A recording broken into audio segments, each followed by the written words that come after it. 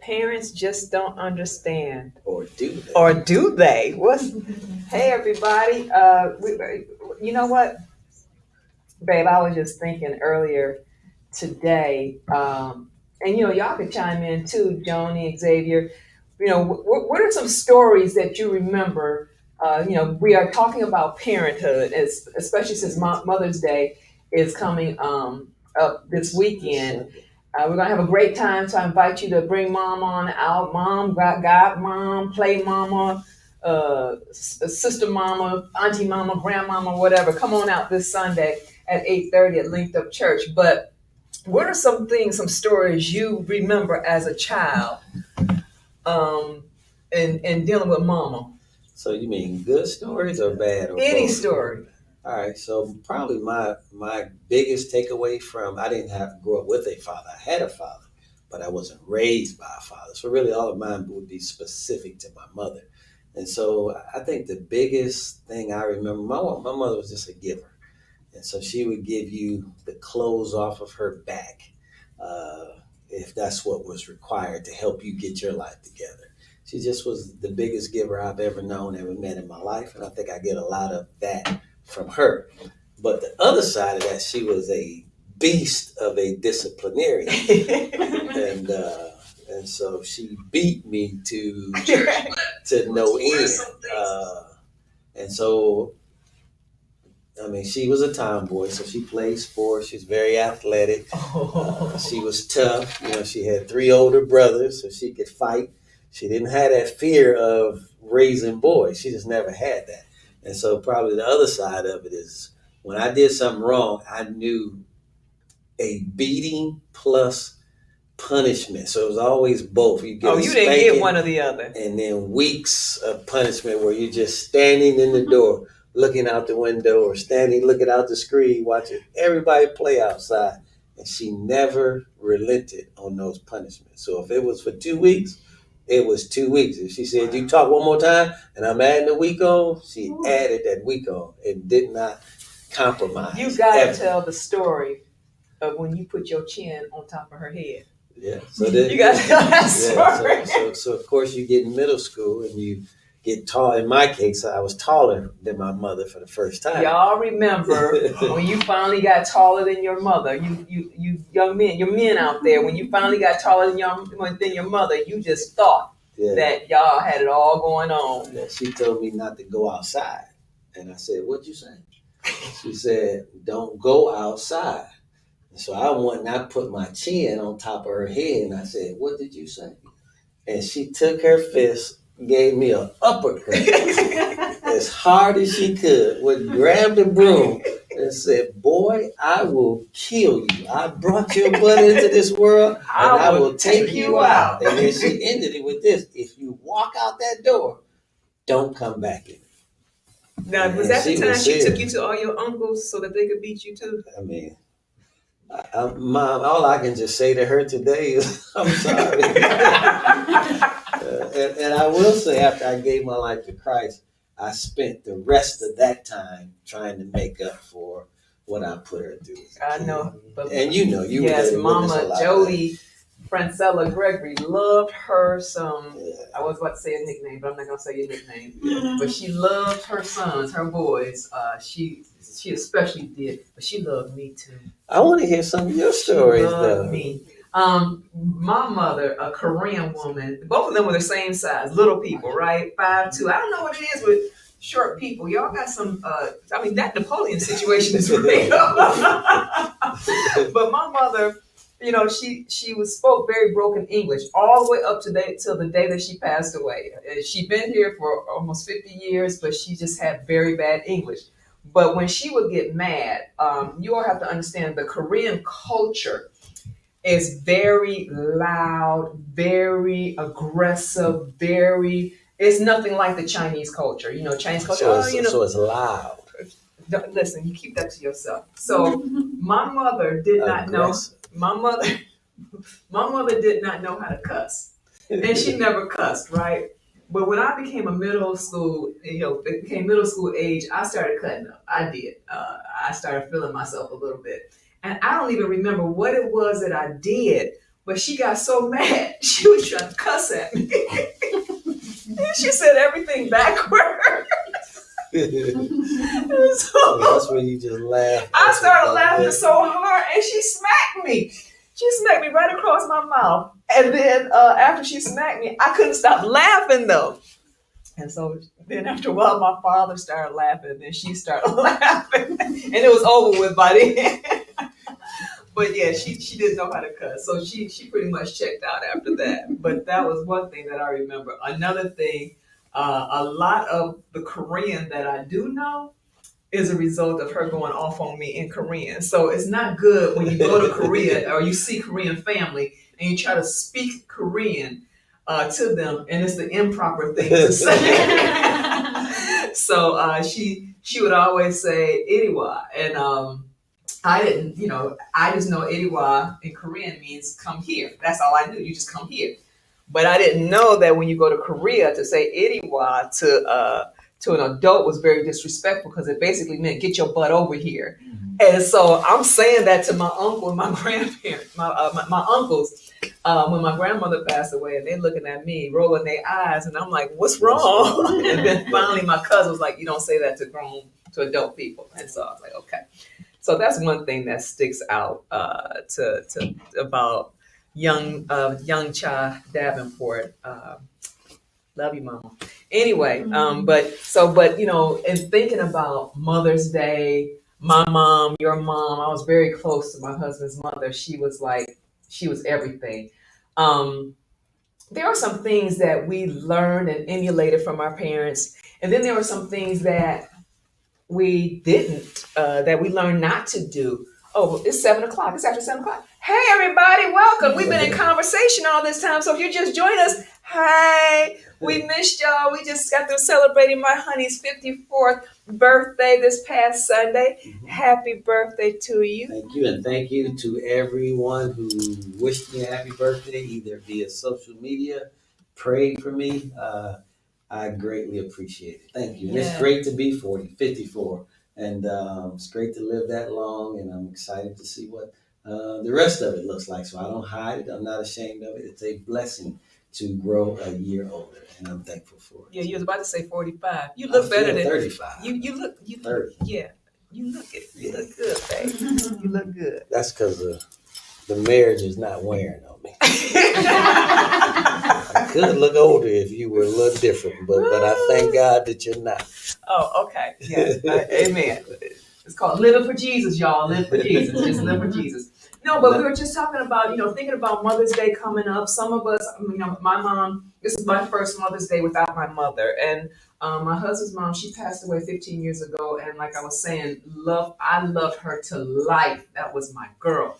And when you think about your parents and you think about your childhood, you also remember the things that you were fond of and that you might emulate, but you also think of the things that you would never do again. Like, say, brought you into this world, I'll take you out after you have children. So, what are some things that you learned not to do from your parents, or some things that you learned to do and that you adopted and cherished from your parents? And if any of you that are out there, put that on. I got the feed on Instagram right now, so I would love to hear what are some things that you learned from mom or dad that you emulate and that you cherish, but then what are some things that you learned not to do? But in the meantime, why don't you go ahead and teach us something, honey? Well, in the context of only growing up with my mother and not a father, all of my memories, I had a father, but I wasn't raised by one. Right. So it wasn't that I didn't know my father. I want to make sure that that's clear.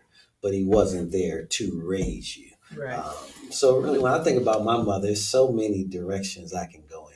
And so my fondest memory of her, I just knew that she loved me. And so to give you an example of that, it really didn't matter if I was wrong. Her love for me was more important than the wrong that I actually did in that moment. And so the greatest example is I'm stealing. I'm at a grocery store stealing, and the police bring me home. Let me interject this if you were a thief, you could still grow up and do great things for God. If someone out there is listening. That's right. And so we used to wear these big bomber jackets in the I remember winter those. time. I remember those. With the fur around the hood. Yeah. And we got something going on. Yeah, so we actually have a comment to your question. So something that one of the viewers said that they learned from their parents not to do. That is to allow my son to have a safe space to speak up and talk about his feelings. So, That's huge. yeah. You know what? I want you to repeat that. I want him to share this story, Mhm. but I want to revisit that, going. especially in raising boys. Yeah. Yeah. So, Well, yeah, that unconditional love. So that's a real pivotal point in my life. I'm actually in a gang. And so we wore these big bomber jackets, right, with the fur on the hood. We would punch the holes out in the pockets so you go in the store and you could steal something and you slide it around to the back of the jacket. So when they come pat you down, they couldn't feel anything. Well, this time I didn't notice the mirror on the backside. So I didn't work the angles right on the mirrors. ooh, you going way back. Yeah, They got so cameras now. I remember those mirrors. Yeah, so make a long story short, got caught. They called the police, and the police took me home, and literally standing there in handcuffs. They rung the doorbell and they asked my mother, "Is this your son?" And she said, "Yeah, that's my son." And she says to the police officers, "Man, that boy's going to be some kind of leader one day. He is going to be a great leader." And of course, with handcuffs on and police officers standing there, something about that doesn't make sense. But that was her unconditional love for me. And this will help all mothers out there raising boys. That unconditional love is huge. And so the police officers tell her that we're going to turn him over to you this time. But if we catch him out there again, we're taking him down to the precinct. And so she takes me in the back room, Catholic lady. She pulls out this Bible and she has me put my hand on a Bible. She says, "I can't watch you 24 hours a day, 7 days a week, but I'm going to trust God to watch you." And she said, "I want you to put your hand on this Bible and promise God you'll never steal again." And I said, "God, I'll never steal again." And true story, to this day, she sends me back outside. She said, "Now go back outside and play." So essentially sending me right back into the environment to do the exact same thing over again. I can look here and look in that camera today and tell you, and you know the story, anyone else, I have literally never stolen anything again since the 7th or 8th grade because of how she responded. Had she just beat me, put me on punishment, as soon as I got on punishment, I would have been right back out there doing the same thing. Right. But it was something about that love that was so overwhelming to me that if I borrowed your pencil accidentally, or you left something, or you gave me something I didn't get, I would go all the way across town to keep that promise. I've seen you do that from the parking lot. To keep that promise. He took a pen out the bank one time in the car. Car started, got it in reverse, and then he realized he still had the pen. Put it back in park, pulled up, put it back in park, and went all the way into the bank and returned. I was like, they ain't gonna miss that pen. We paid for that pen, but So even when they're wrong, the moral of that story is still love them unconditionally, because it will have a lasting impact on that child. And when they were at their lowest, somebody still loved them and somebody still believed. Yeah, and I think that was my mother. And for Mama G, I think what she believed when she told me the story, she's told me many stories. She knew that she had to show you that she still trusted you and that to do it again would have really hurt her, but this time her and God. And and I'm not saved. We don't live saved lives. Right. We don't go to church. She's not saved. Right. She just had that Bible in Right. her back room. And we went to a Catholic mass once a year on Christmas Eve. Right. So that's good. That's good. So Joni, say that again. Yeah. What she learned about what she didn't learn, what she learned not to do. Correct, not to do. For her son in particular, is to give him a safe space to talk about his emotions. So you talked about unconditional love, Pastor Gregory, which sounds like that's what you got from your mom. She gave you a safe space. So what does it mean? And of course, Pastor Trish, from a mom of a boy, from a parenting perspective, to create that space for a boy. Whew, that is so necessary for a boy in this age.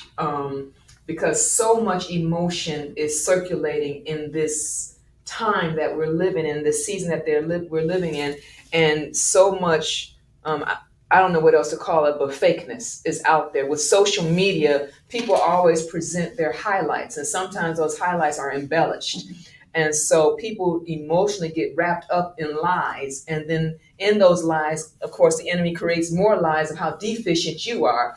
And it's just a vicious cycle. So to do that, I commend you, Mom, for giving your son a safe place to talk about his feelings. But I believe this with all my heart.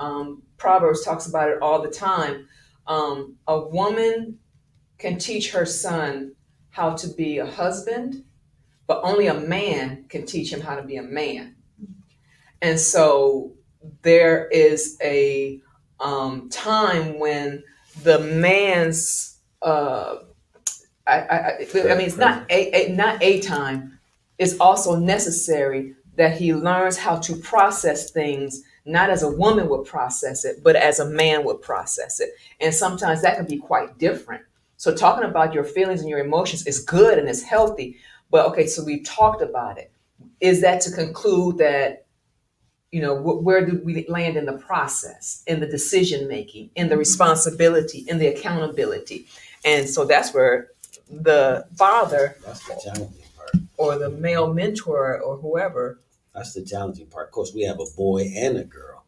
And so I think the girls mature a lot faster. They do. So you're able to actually have a conversation about them and their actions. And well, at least it's been our experience, and hold her accountable. And she can receive that a lot better. I noticed with our son, you actually could not have that with him because he didn't have the maturity yet. The front part of his brain wasn't developed enough to understand his role in your response and your discipline of him. So you had to, with our son, we've had to exercise a whole lot of patience, still let him talk, get his feelings out, but hold him accountable and find a way to execute the discipline. I don't know if all of that's always been right, but that's what we've tried to create. It was much easier for her, a lot more challenging for my son. So I think we've tried to create it.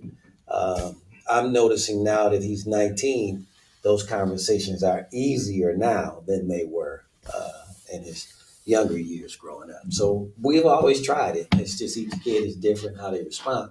But I think each parent should at least try to create that space where the kid feels safe to communicate. Yeah, Johnny. Keep going. That's good. It is so essential in this day and age. I mean, we've been youth pastors. We were youth pastors in his former life. And so I always claim that we have about 1,200 kids out there from whom we do need your social security numbers, because I believe we should have been claiming some of you on our taxes. But nevertheless, we saw a lot dealing with them, their parents, their experiences. And so in this day and age, it's just so critical to me that you don't try to raise parent your child by yourself. You have to have the assistance of the Holy Spirit. You have to have the instruction and the wisdom of the Word of God. Because if you don't, because each child is so different and each parent is different.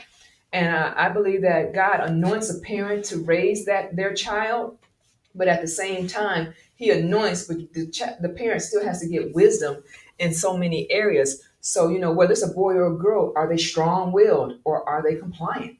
That's a huge deal. Are they a leader? Are they a follower?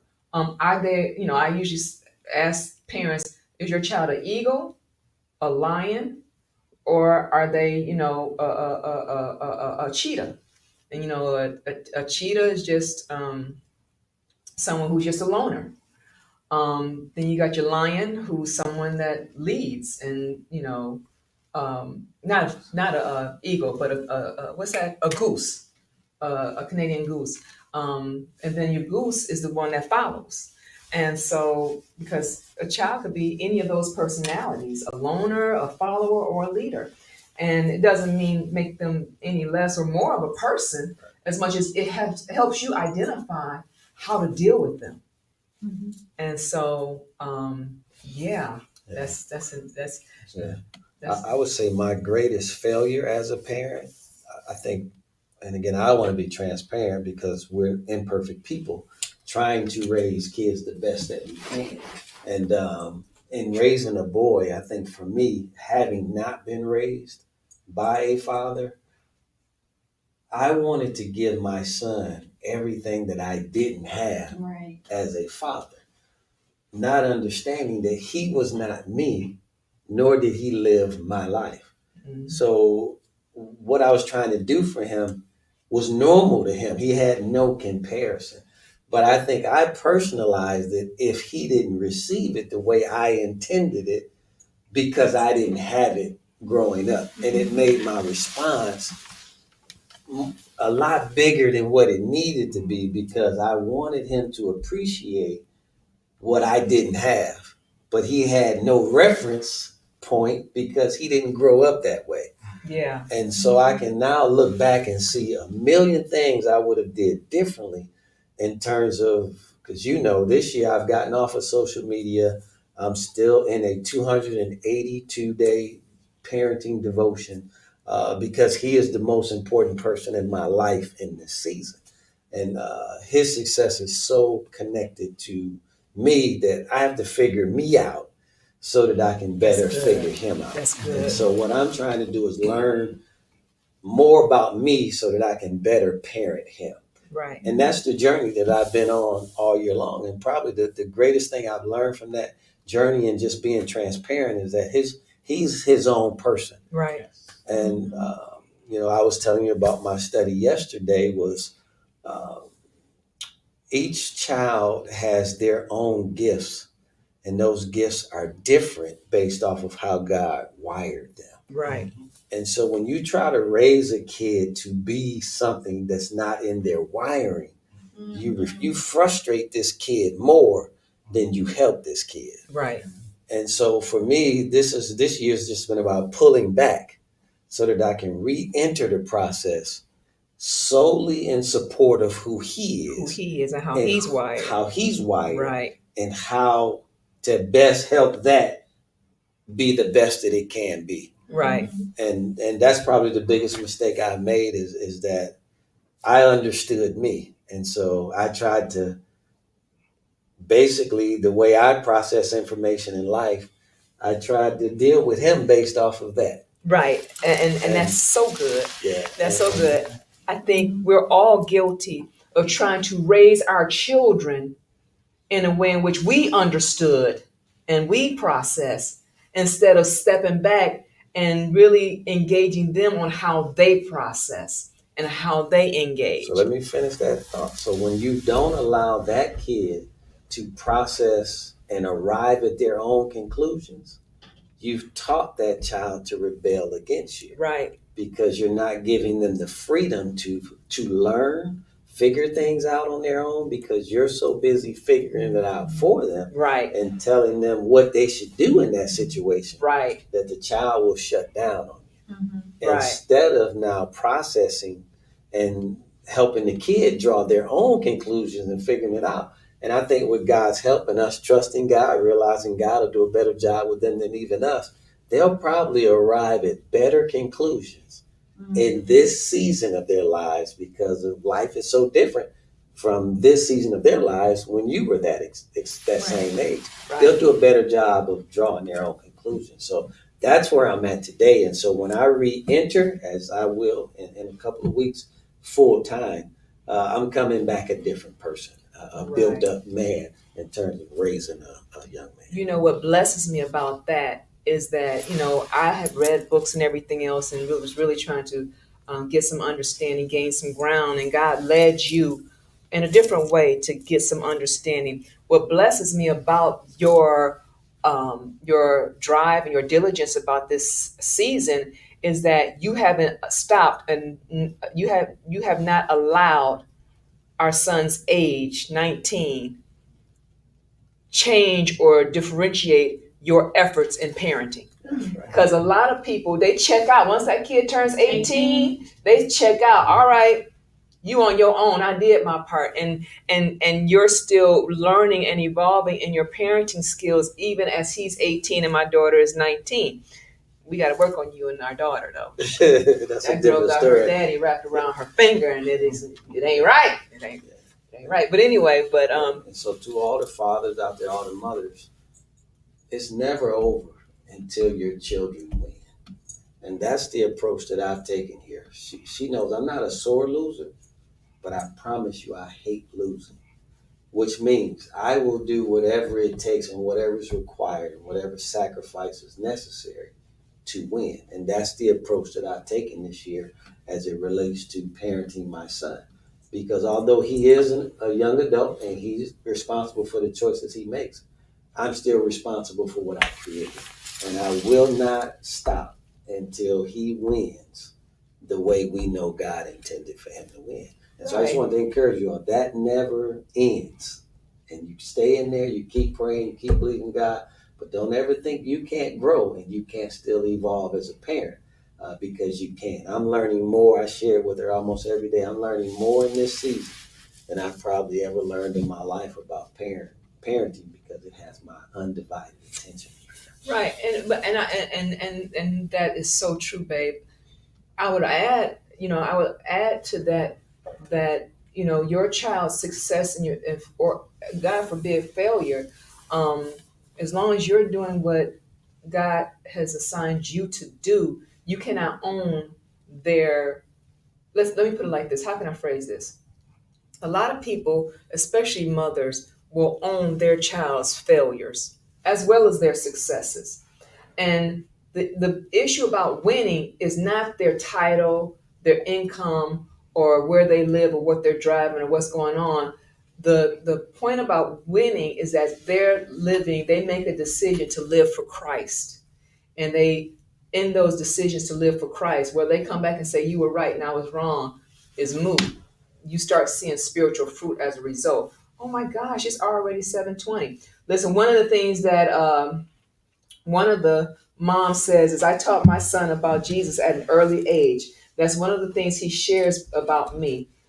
Jay said he never got in trouble because he was more scared of me than the police.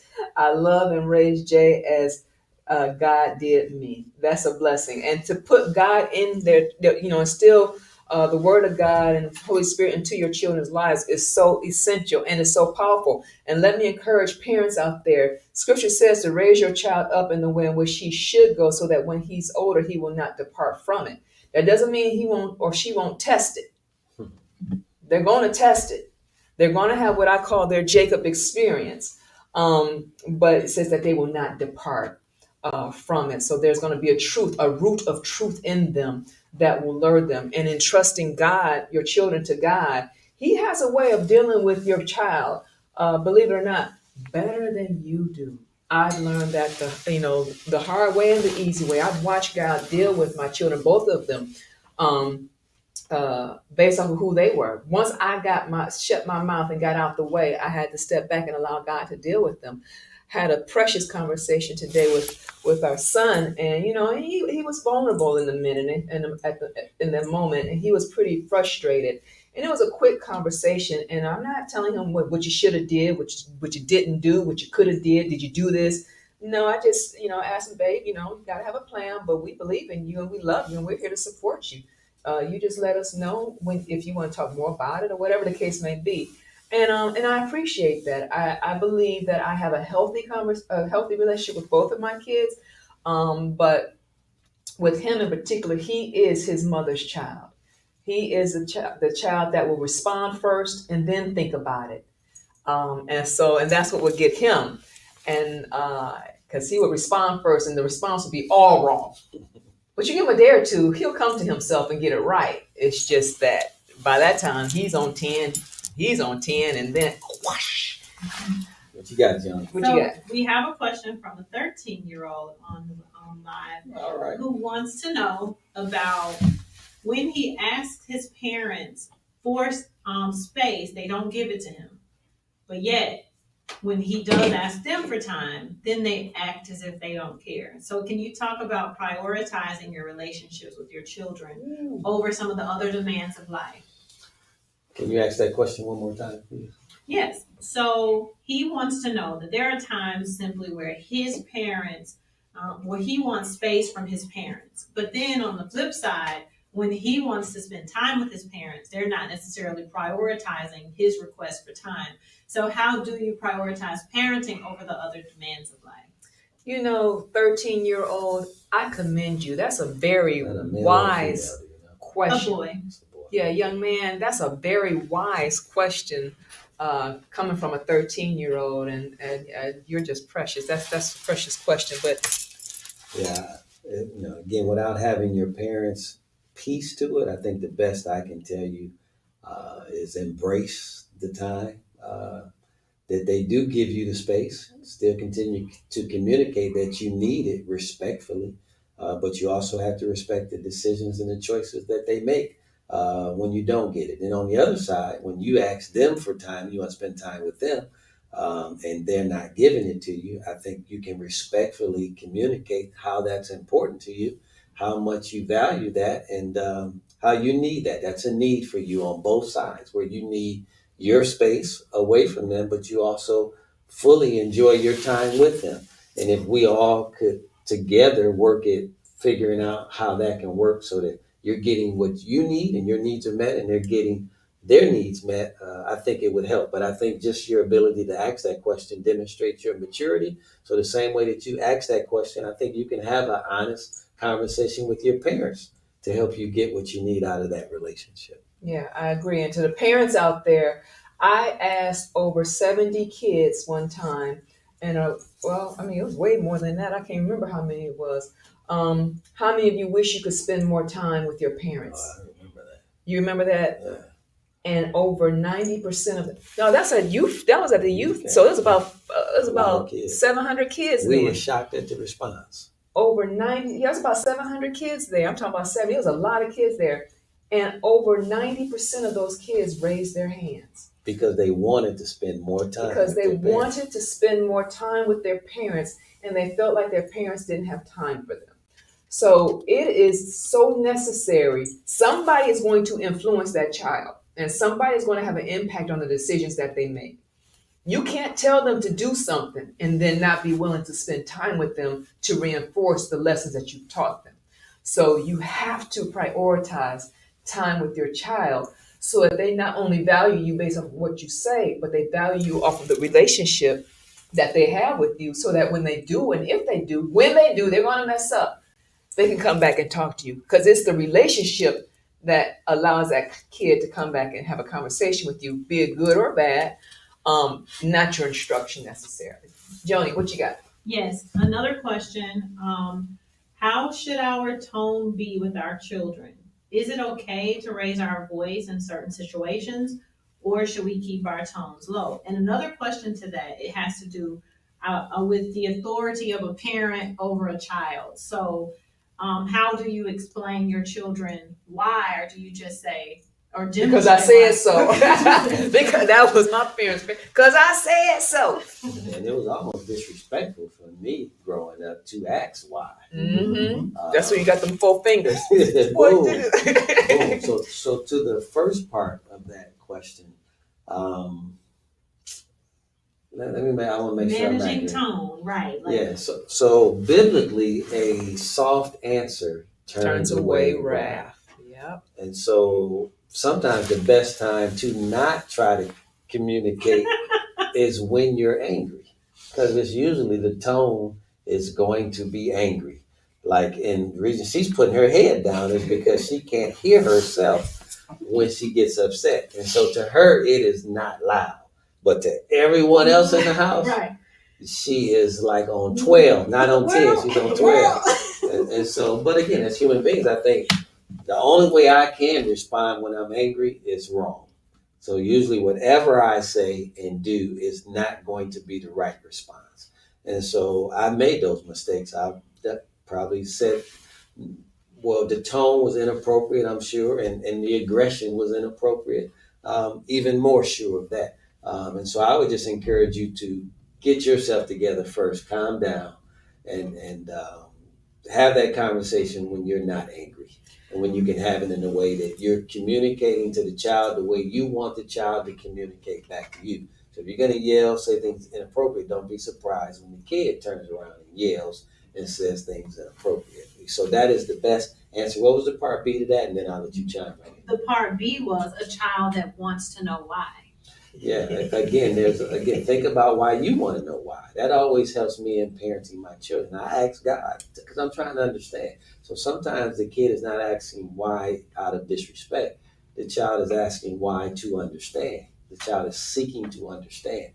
And so try to figure out how to not receive the why as something disrespectful, but really it introduces more dialogue about whatever it is that the two of you all are dealing with. Yeah, so to the first one, I don't know if I ever asked that question for myself as far as what did I learn not to do or what did I learn to do from my own parents. And one of the things that I learned not to do and became sensitive to is my volume.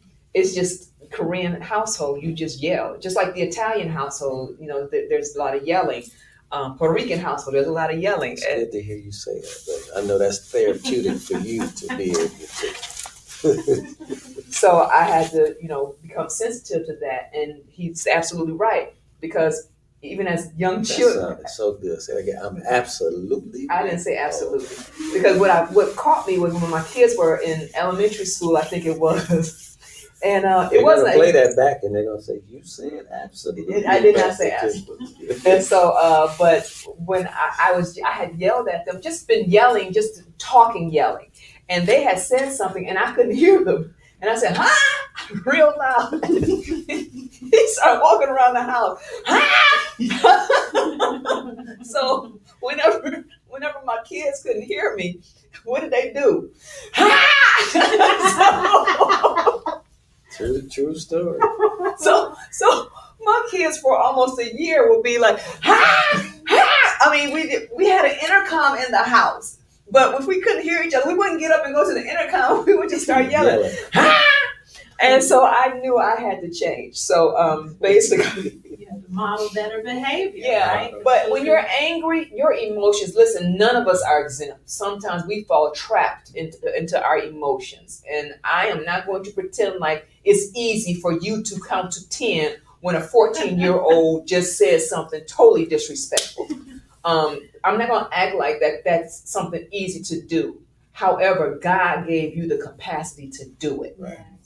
And so that's when your spirit man has to be more built up than your carnal man. Carnal man means, in other words, the way mom and daddy brought you up.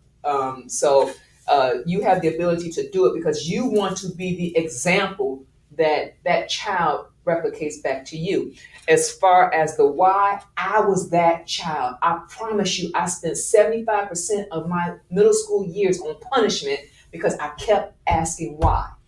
And let me tell you something that the Holy Spirit ministered to me because my son started being that same way. Why? Everything you asked, close the door. Why? Put on your shoes. Why? We're about to go outside.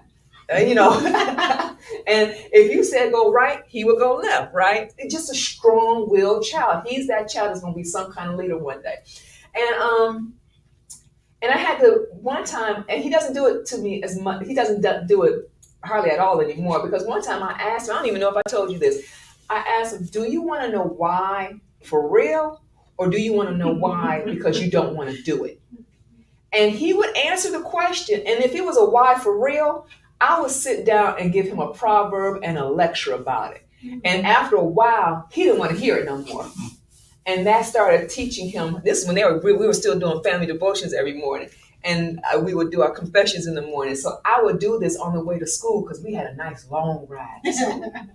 And he didn't want to hear it no more. So he slowly stopped asking why, especially if I asked the question, do you really want to know why? Or do you just not want to do what I'm asking you to do? So that might be, a wisdom nugget for you to put in action. I would like to add to that in closing, because I know we're wrapping up with time. So parenting is really modeling. So kind of think about parenting this way. Everything that you do you want your children to grow up and do the exact same thing? And so that has always helped me process. So really to kind of end that thought, I think the best parenting, if there are two in the household, the marriage is going to speak volumes to the children about what I should be as a man, what I should be as a woman, how to talk to each other, how to treat each other. So the marriage is so important to the development of the children and the parenting. The next thing is I've always tried to process. This is just little wisdom nuggets from to my daughter. The way I'm treating her, would I want her to grow up and marry someone just like her father? And to my son, the way I'm treating him and his mother, do I want him to grow up and be a husband like I am and a father like I am? And that processing just kind of helps me think about what I do before I actually do it. So in their presence helps me think about how am I treating their mother in their presence. And before I engage them, I think about what I want them to engage their future spouse or their children the way that I'm getting ready to engage them. That's and it good. just helps me. Just a little wisdom nugget for you. Listen, join us next week. I was going to have a Mom's Day panel, but I think we're going to continue this conversation because I want to talk about triangle parenting. Triangle parenting. Triangle parenting. It was no, it's not that at all. Okay. So you got to stay tuned to next week, especially if you have young children. If you have young children or you're believing God for children, or grandma and grandpa, you raising kids, you want to learn, you want to be here next week to learn about triangle parenting. Which way is your triangle facing? Moderator, can I give this one last little nugget, something I live by? Just maybe it'll help somebody out there, but I keep something with me. It's called the 10 Commandments of Parenting. Mm-hmm. And the first one is just pursue righteousness in your marriage. So always make sure that the marriage is right. Second one is confess your faults. So don't try to act like you're perfect. So when dealing with your children, always say what you could have done differently in that same situation. You're not too big to apologize to your children. You will get a better response out of them if you come to them, helping them understand you could have handled it differently. Mm-hmm. The third one is practice sexual purity. Right? You're not going to raise pure children or even get children to think about being something that you're not. So practice sexual purity if you're a single parent or if you're married. Practice sexual purity. Number 4, manage your resources wisely. So many kids never grow up knowing how to handle money because they've never seen it handled the right way. These are just parenting nuggets. Number 6, I call these my 10 commandments. Evangelism is important. So if you say Christ is important to you, they should see you out ministering and witnessing and serving and helping other people. Being the life that you preach. There you go. Number 6, teach your children the word of God. The best way to teach it to them is through your example. So don't preach at them. Live what it is you want your children. Be the living epistle that your children need to see. Number 7, discipline your children. That discipline should always be motivated by love. Remember, you don't spoil your children by giving them gifts. You spoil them by not disciplining them. Yeah. And all discipline should be motivated by love. Number 8, watch your words carefully. Think about what you say before you say it, because they are going to do what you do, not what you say. Number 9, show your children your own love for God and your own love for other people. So if you're saying the most important things to you in life is God and people, they should see that demonstrated in your life and lived out daily. And the last thing is the one I live by. Ask God for his grace and strength to help you raise those kids, because you will need it. I need it. She needs it. And those are actually the 10 commandments that I try to live by in parenting our children. Yes. Hope that helps someone. We love you all. Thanks for joining us tonight. We love you. God bless you. Listen, don't miss next week. Don't miss Mother's Day. Yes. This Sunday at 8:30. We are going to have a good time. It's going to be an unusual type of service. But also don't miss us next Wednesday. We're going to be talking about triangle parenting. That's for all of us. And a gift to all the ladies who come. Yeah, we'll be giving away a whole bunch of gifts. So you got to be in the building to get your gift. And who knows, there's going to be some special gifts as well. And we have a special guest, praise and worship leader, renowned praise and worship leader, Benita Williams. So we're going to have a good time on this weekend. So love you. And it's okay to bring the babies out too. The babies are going to have a good time on this Sunday. God bless you. We'll see you next week. Thanks again for taking time out of your life and schedule to spend this time with us. We appreciate it.